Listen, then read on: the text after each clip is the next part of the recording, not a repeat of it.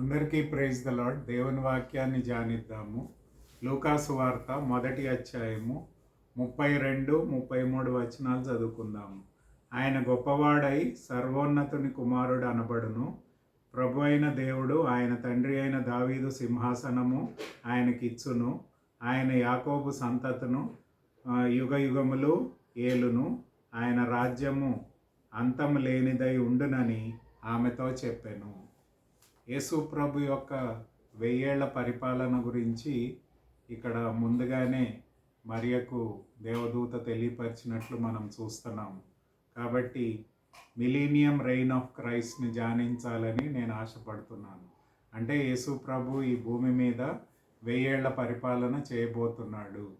మరి ఇప్పుడు మనం చర్చ్ ఏజ్లో ఉన్నామని మనకు తెలుసు. అంటే మొట్టమొదటిగా యేసు ప్రభు 2000 సంవత్సరాల క్రితం ఈ భూలోకానికి వచ్చి నరావతారిగా వచ్చి మన పాపల నిమిత్తమై ఆయన సిలువలో మరణించి సమాధి చేయబడి తిరిగి లేచి మనందరికీ కూడా రక్షణ భాగ్యాన్ని ఇచ్చాడు కనుక మనం ఇప్పుడు చర్చి సమయంలో ఉన్నాము.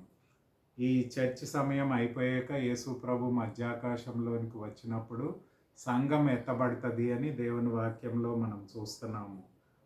మొదటి తెస్సలోనిక 4వ అధ్యాయము 17-18 వచనాల్లో మనం చూస్తాం. అంతేకాకుండా సంఘం ఎత్తబడాక 7 ఏళ్ల శ్రమకాలం ఈ భూలోకంలో ఉంటుంది. అంటే ఎవరైతే యేసు ప్రభుని తమ సొంత రక్షకుడిగా ప్రభువుగా అంగీకరించారో వాళ్ళందరూ కూడా 7 ఏళ్ల శ్రమకాలంలో పాల్గొని మరి దేవుని ద్వారా మరి ప్రకటన గ్రంథం 6-19లో ఉండే ఆ యొక్క ఇబ్బంది మరి ఆ శ్రమకాలంలో ప్రవేశిస్తారు. ఈ శ్రమకాలం అయిపోయాక యేసు ప్రభు రెండవసారి భూమి మీదకి రాబోతున్నాడు.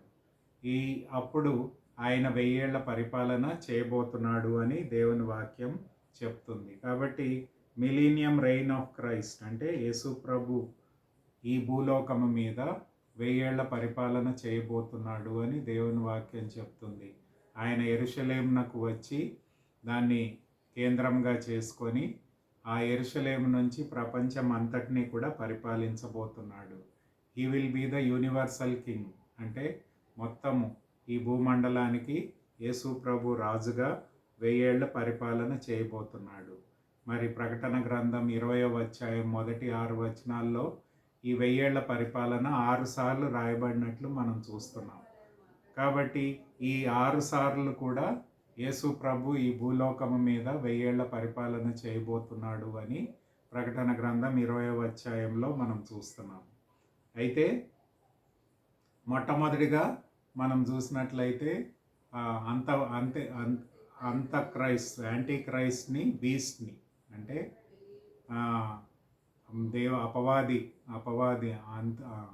అపవాది అయిన యాంటీ క్రైస్ట్ని మరి అంతేకాకుండా మృగాన్ని మరి ఈ యొక్క 7 ఏళ్ల శ్రమకాలం అయిపోయాక మరి అగ్నిగుండంలో పడవేయబడతారు. అంతేకాకుండా సాతాన్ని మరి బంధించబడుతుంది. అంటే ఆ 1000 ఏళ్ల పరిపాలన సాతాను మరి దేవదూతల ద్వారా బంధించబడి పాతాళంలో పడవేయబడతాడు, బంధించబడతాడు అని దేవుని వాక్యం చెప్తుంది. కాబట్టి ఈ మిలీనియం రెయిన్ ఆఫ్ క్రైస్ట్ చాలా ప్రాముఖ్యమైన అంశము. ఎవరు మరి యేసు ప్రభుని నమ్ముకొని అంగీకరిస్తారో మరి వాళ్ళందరూ కూడా ఈ యొక్క రాజ్యంలో ప్రవేశిస్తారు. మరి ఎవరెవరు ప్రవేశిస్తారో కూడా మనం ధ్యానిస్తాము. అంతేకాకుండా ఈ 1000 ఏళ్ల పరిపాలన ఎందుకు కావాల్సి వచ్చింది? What are the reasons for this millennium reign of Christ? Yesu ప్రభు 1000 ఏళ్ల పరిపాలన రావడానికి కారణాలు ఏంటి అంటే 4 ప్రాముఖ్యమైన కారణాలను మనం చూడవచ్చు వాక్యంలో. మొట్టమొదటిగా దేవుడు ఇశ్రాయేలుకి 2 వాగ్దానాలు చేశాడు. మొట్టమొదటిగా భూమిని అనుగ్రహిస్తాను అని వాగ్దానం చేశాడు. దాన్నే మనము పాలెస్తైన్ కవెనెంట్ అంటాం, పాలస్తీనా నిబంధన అని చెప్తాం.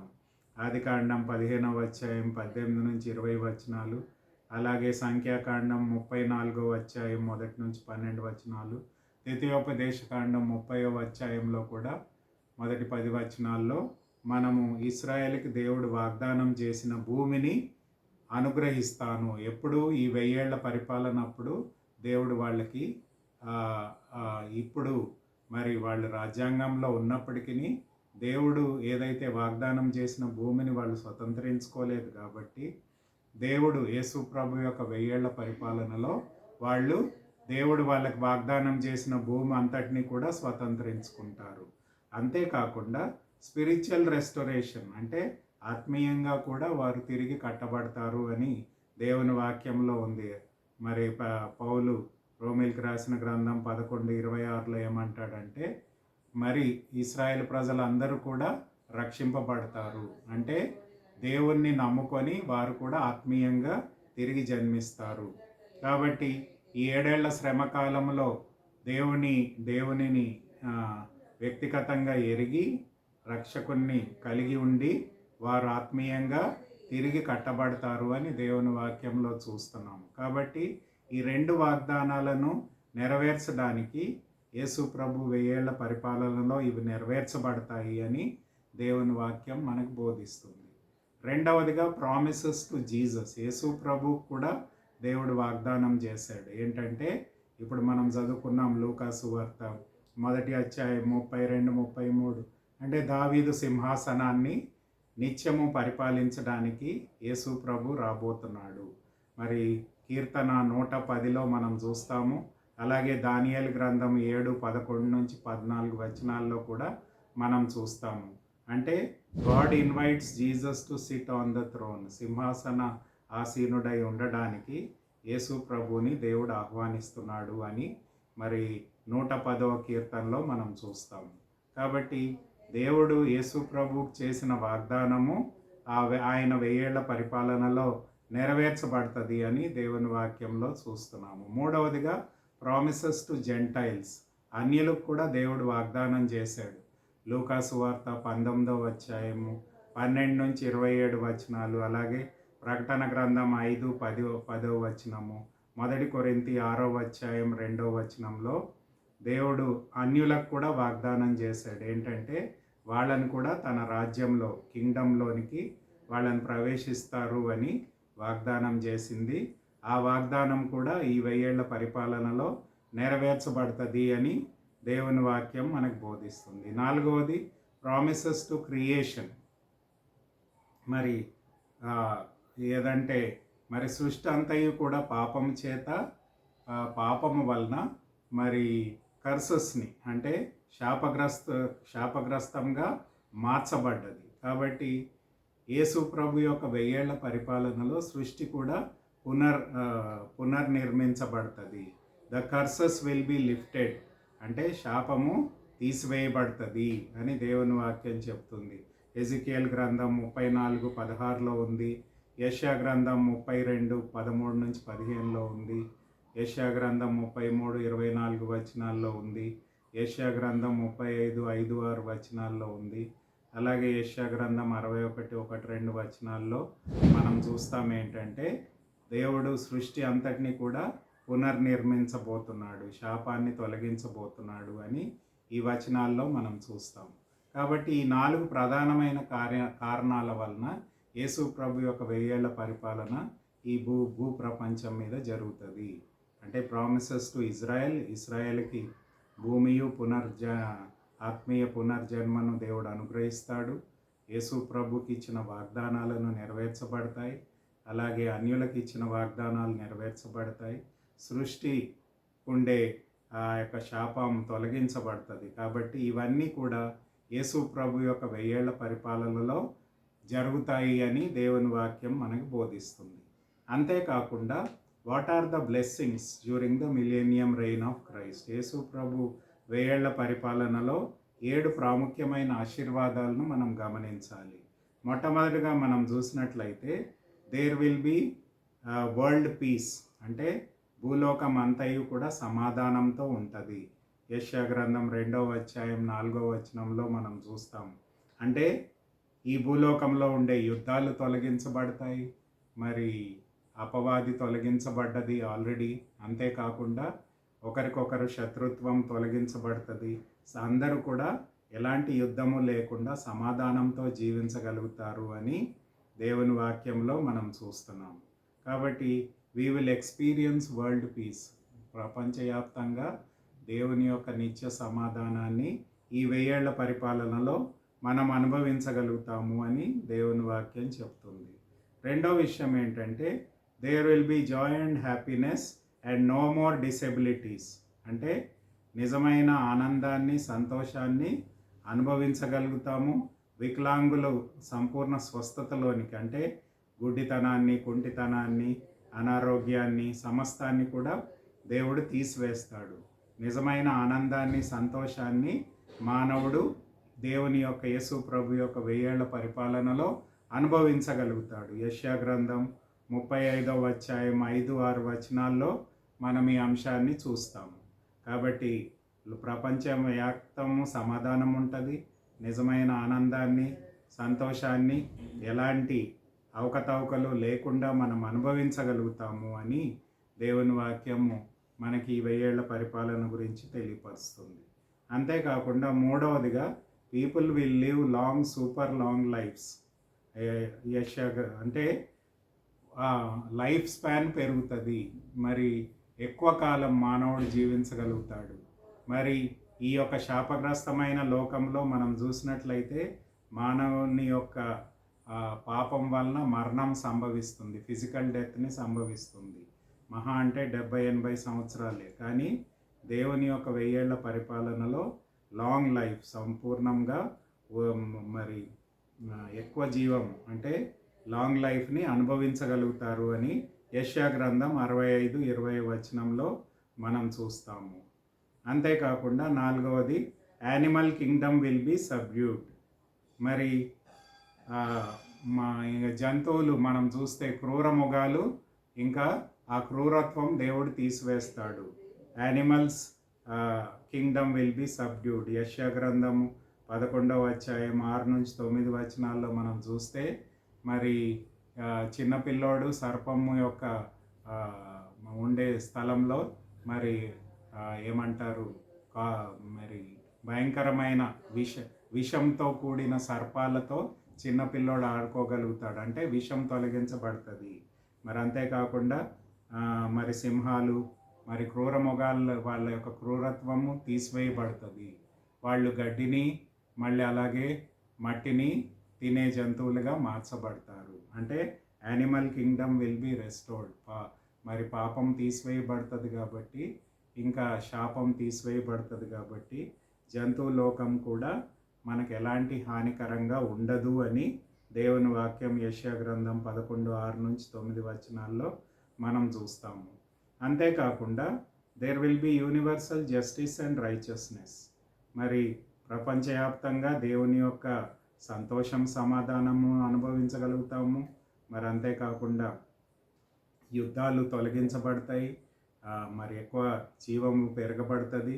మరి అంతేకాకుండా దేవుని యొక్క నీతిని, దేవుని యొక్క జస్టిస్ని, అంటే దేవుని యొక్క సమాధానాన్ని, దేవుని యొక్క నీతిని మనం అనుభవించగలుగుతాం. కీర్తన 72:2 వచనంలో మనం ఈ అంశాన్ని చూస్తాం. There will be universal justice and righteousness. అంటే దేవుడు నీతిమంతుడు గనక, న్యాయాధిపతి గనక నిత్యమైన మరి ప్రపంచవ్యాప్తంగా న్యాయంతోనూ నీతితోనూ ప్రజలందరూ ఆనందిస్తారు, అనుభవిస్తారు అని దేవుని వాక్యం మనకి గుర్తు చేస్తుంది. ఆరవదిగా curses that came upon the world because of sin will be lifted. ఈ భూలోకంలో పాపం ద్వారా వచ్చిన శాపం అంతయు కూడా తీసివేయబడుతుంది. రోమీయులకు రాసిన గ్రంథం 8వ అధ్యాయం 19-21 వచనాల్లో మనం చూస్తే మరి ఈ భూప్రపంచంలో ఉండే సృష్టి అంతయు కూడా దేవుని యొక్క ఆ దినం కోసం, అంటే ఆ 1000 ఏళ్ల పరిపాలన కోసము వేచి ఉన్నది. ఎందుకు అంటే ఈ లోకంలో ఉండే శాపము తొలగించబడుతుంది. ఆ 1000 ఏళ్ల పరిపాలనలో ఈ లోకంలో ఉండే పాపం ద్వారా వచ్చే శాపం తొలగించబడుతుంది. కాబట్టి నిత్యమైన సృష్టి అంతయు కూడా పునర్నిర్మించబడుతుంది అని దేవుని వాక్యం మనకు బోధిస్తుంది. అంతేకాకుండా హోలీనెస్ విల్ ప్రివేల్. మరి పరిశుద్ధత లోకంలో మనం చూడగలుగుతాం. యెషయా గ్రంథం 35:8లో మనం చూసినట్లయితే పరిశుద్ధమైన వాతావరణాన్ని మనం చూడగలుగుతాం. దేవుని నీతిని, సమాధానాన్ని చూడగలుగుతాం. సంతోషము, ఆనందాన్ని చూడగలుగుతాం. మరి మరి తిరిగి మా లాంగ్ లైఫ్ని అనుభవించగలుగుతాము. అంతేకాకుండా మా జంతువులు ఏవి కూడా మనకి హాని కలిగించకుండా ఉంటాయి. చిన్నపిల్లలు కూడా మృగములతో ఆడుకోగలుగుతారు అని దేవుని వాక్యం చెప్తుంది. అంతేకాకుండా చివరిగా మనం చూసినట్లయితే believers will rain with Christ 2 Timothy 2:12 మనం చూస్తాం. అంటే ఈ 1000 ఏళ్ల పరిపాలనలో యేసు ప్రభుతో పాటు సంఘం ఎత్తబడుతుంది కాబట్టి ఆ సంఘం అంటే ఆ సంఘస్థులు మరి అంతేకాకుండా యేసు ప్రభు రెండవ రాకడలో చనిపోయిన విశ్వాసులు మరి అలాగే రక్షింపబడిన పాత నిబంధన విశ్వాసులు వీరందరూ కూడా లేపబడతారు కాబట్టి వాళ్ళందరూ కూడా దేవునితో పాటు రాజ్యాన్ని ఏలతారు. అంటే they will rain with Christ. విశ్వాసులు ఎవరైతే యేసు ప్రభుని నమ్ముకొని అంగీకరించారో, సంఘ సమయం వారు కావచ్చు, పాత నిబంధన వారు కావచ్చు, శ్రమకాలంలో మృతి చెందిన వారు కావచ్చు, మరి అంతేకాకుండా రక్షింపబడిన వారు కావచ్చు, వాళ్ళందరూ కూడా యేసు ప్రభుతో సింహాసనాసీనులై ఉండి ఈ భూలోకాన్ని పరిపాలిస్తారు అని దేవుని వాక్యం చెప్తుంది. కాబట్టి 8 బ్లెస్సింగ్స్ని మనం యేసు ప్రభు యొక్క 1000 ఏళ్ల పరిపాలనలో అనుభవిస్తాము. ఆ లోకమంతా కూడా సమాధానంగా ఉంటుంది. సంతోషం, సమాధానాన్ని వ్యక్తిగతంగా మరి ప్రపంచవ్యాప్తంగా అనుభవించగలుగుతాము. మరి దీర్ఘాయుష్ను పొందగలుగుతాము. మరి జంతువులన్నీ కూడా మరి వాళ్ళలో ఉండే విషాన్ని, వాళ్ళలో ఉండే ఉగ్రతని తీసివేయబడతాయి. అంతేకాకుండా ప్రపంచవ్యాప్తంగా దేవుని యొక్క నీతిని, సమాధానాన్ని అనుభవించగలుగుతాము. మరి భూలోకంలో ఉండే సృష్టి అంతా కూడా శాపాన్ని తొలగించబడుతుంది. పరిశుద్ధత మరి నెలకొల్పబడుతుంది. విశ్వాసులు దేవునితో పాటు యేసు ప్రభుతో పాటు పరిపాలిస్తారు. ఇవన్నీ కూడా యేసు ప్రభు యొక్క 1000 ఏళ్ల పరిపాలనలో మనం అనుభవించే ఆశీర్వాదాలను గురించి మనం ధ్యానించాం. కాబట్టి యేసు ప్రభు ఎందుకు 1000 ఏళ్ల పరిపాలన చేస్తాడు? 4 రీజన్స్ మనం చూసాము. యేసు ప్రభు 1000 ఏళ్ల పరిపాలనలో ఉండే 8 ఆశీర్వాదాలను కూడా మనం చూసాము. Then what are the marks of the millennium? 5 రకాల మరి మనకి గుర్తులు ఈ 1000 ఏళ్ల పరిపాలన గురించి రాయబడుతుంది. ఏంటంటే మొట్టమొదటిగా long life, similarity to life now. అంటే ఇప్పుడు మనం ఎలా జీవిస్తున్నామో అప్పుడు కూడా ఈ భూలోకం మీద మనం జీవిస్తాము. యెషయా గ్రంథం 65వ అధ్యాయము 21 నుంచి 23 వచనాల్లో మనం రాయబడినట్లు చూస్తున్నాం. అంటే 1000 ఏళ్ల పరిపాలనలో దేవుని యొక్క రాజ్యంలో మనము ఈ లోకంలో ఇప్పుడు ఎలా జీవిస్తున్నామో అప్పుడు కూడా అలా జీవించగలుగుతాము. అంతేకాకుండా దీర్ఘాయుషును పొందుతాము. లాంగిటివిటీ యెషయా 65:20 వచనంలో మనం చూస్తాం. మూడవది ప్రాస్పెరిటీ అంటే సమృద్ధి. పంటలు కావచ్చు, మరి మన యొక్క అనుదిన జీవితంలో సమృద్ధిని మనం అనుభవించగలుగుతాం. యెషయా గ్రంథం 66:12 వచనంలో అలాగే 65వ వచనంలో ఈ అంశాన్ని మనం చూస్తాం. కాబట్టి పాత నిబంధనలో, కొత్త నిబంధనలో కూడా యేసు ప్రభు యొక్క 1000 ఏళ్ల పరిపాలన గురించి రాయబడి ఉంది. కాబట్టి ప్రవచనాత్మకంగా పాత నిబంధనలో, మరి అంతేకాకుండా నూతన నిబంధనలో కూడా ప్రకటన గ్రంథము, మిగతా గ్రంథాల్లో కూడా మనం దేవుని యొక్క 1000 ఏళ్ల పరిపాలన మనం చూడగలుగుతాము అని దేవుని వాక్యం చెప్తుంది. నాలుగవది సెక్యూరిటీ. అంటే మనకి జీవం ఇప్పుడు ఎలా ఉందో అప్పుడు ఉంటుంది. మరి దీర్ఘాయుష్ను మనం పొందుకుంటాము. ప్రాస్పెరిటీ అంటే సమృద్ధితో జీవించగలుగుతాము. ఎవరికి ఎటువంటి మరి బలహీనత లేకుండా సమృద్ధితో అన్ని విషయాల్లో, ఆహారం కావచ్చు, పానీయం కావచ్చు, ఇంకా వేరే అన్ని విషయాల్లో దేవుడు సమృద్ధిని శారీరకంగా, ఆత్మీయంగా మనకు అనుగ్రహిస్తాడు ఈ 1000 ఏళ్ల పరిపాలన. నాలుగవదిగా సెక్యూరిటీ. అంటే మనకి భద్రత కలుగుతుంది. యెషయా గ్రంథం 65వ అధ్యాయం 22వ వచనంలో సెక్యూరిటీ, మనకు సమృద్ధి ఉంటుంది, సమాధానం ఉంటుంది, మరి అంతేకాకుండా భద్రత కూడా దేవుడు కలగజేస్తాడు అని మనం చూస్తున్నాం. ఐదవదిగా ట్రాన్స్క్విలిటీ అంటే మరి ప్రశాంతత ఉంటుంది అని మనం చూస్తున్నాం. యెషయా గ్రంథం 65వ అధ్యాయం 25వ వచనంలో మనం చూస్తాం. యెషయా గ్రంథం 2:2-4, జెకర్యా 14:8-21, ఎజెకియేల్ గ్రంథం 34:17-24, దానియేలు గ్రంథం 7వ అధ్యాయం 13-14, మీకా గ్రంథం 4వ అధ్యాయం 1-5 వచనాలు. ఇవన్నీ కూడా మనకు సూచించేవి ఏంటంటే దేవుడు మనకి భద్రతనిస్తాడు, ప్రశాంతతనిస్తాడు. కాబట్టి మరి ఈ యొక్క ఆశీర్వాదాలను కూడా పొందుకుంటాం. ఈ లోకంలో ఈ 5 గుర్తుల్ని కూడా మనం గుర్తు చేసుకోవచ్చు. ఇప్పుడు ఉండే లైఫ్ అప్పుడు కూడా అనుభవిస్తాము. మరి దీర్ఘాయుష్ను అనుభవిస్తాము, సమృద్ధిని అనుగ్రహిస్తాము, భద్రతను అనుగ్రహిస్తాము, అంతేకాకుండా ప్రశాంతతను కూడా అనుభవిస్తాము అని దేవుని వాక్యంలో మనకు రాయబడినట్లు మనం చూస్తాము.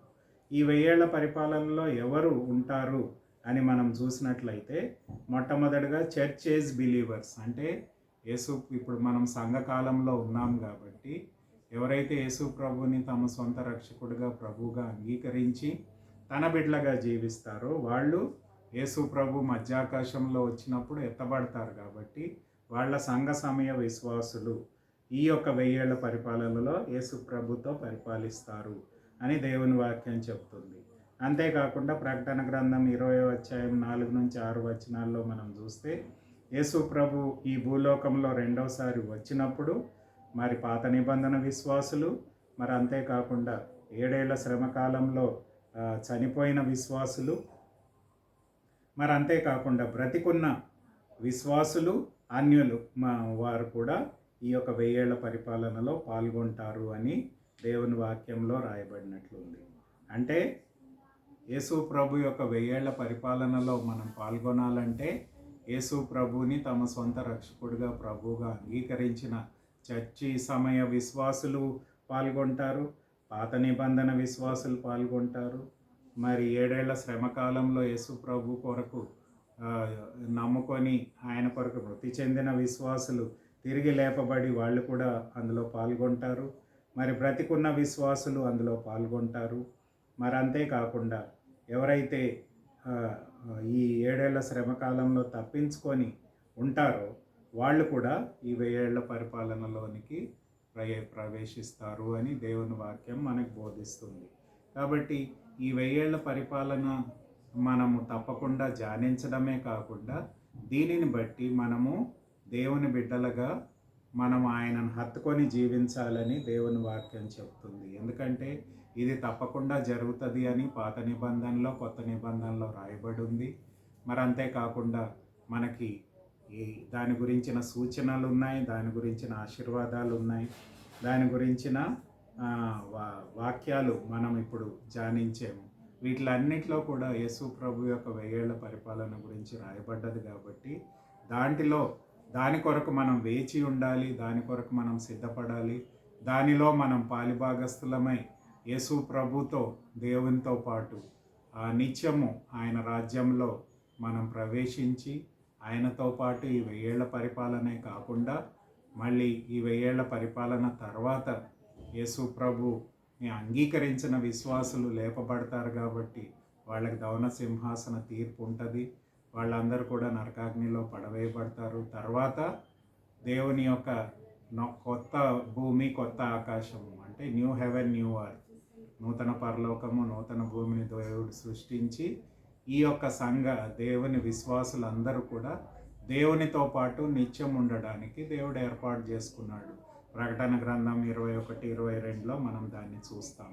కాబట్టి ఈ 1000 ఏళ్ల పరిపాలనలో మనం పాల్గొని దేవుని యొక్క నిత్య రాజ్యంలో, నూతన పరలోకంలో, నూతన భూమిలో మనం ప్రవేశించి దేవునితో నిత్యం ఉండాలని దేవుని యొక్క నిత్య సంకల్పమై ఉన్నది. కాబట్టి ఎవరైతే యేసు ప్రభువుని అంగీకరించలేదో వాళ్ళు ఆయనని తమ సొంత రక్షకుడిగా ప్రభువుగా అంగీకరించాలి. ఆయన యందు సంపూర్ణ విశ్వాసం కలిగి జీవించాలి. అనుదినము మనం ఆయన కొరకు జీవించాలి.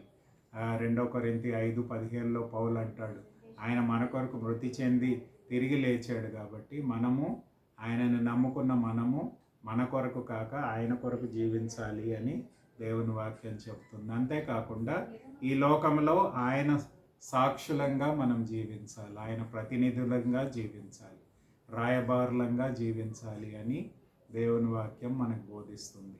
యేసు ప్రభు యందు సంపూర్ణ విశ్వాసంతో జీవించడమే కాకుండా అనుదినము ఆయన కొరకు మనం జీవించడమే కాకుండా ఆయన సాక్షులంగా రాయబారులంగా మనం జీవించి మన జీవితకాలం అంతయు కూడా మన జీవితాన్ని ఆయనకు సమర్పించుకొని జీవించినట్లయితే మనము ఈ 1000 ఏళ్ల పరిపాలనలో ప్రవేశించడమే కాకుండా దేవుని యొక్క ఆశీర్వాదాలను ఈ 1000 ఏళ్ల పరిపాలనలోనూ మరి అంతేకాకుండా ఆయన నిత్య రాజ్యంలోనూ అనుభవించాలని దేవుని వాక్యం మనకు బోధిస్తుంది.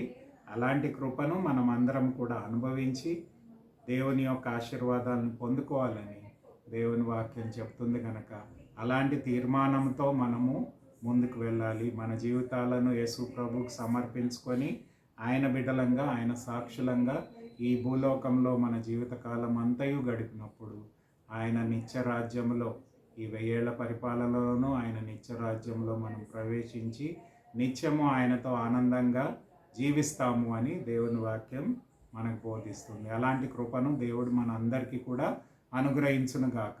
ఆమేన్.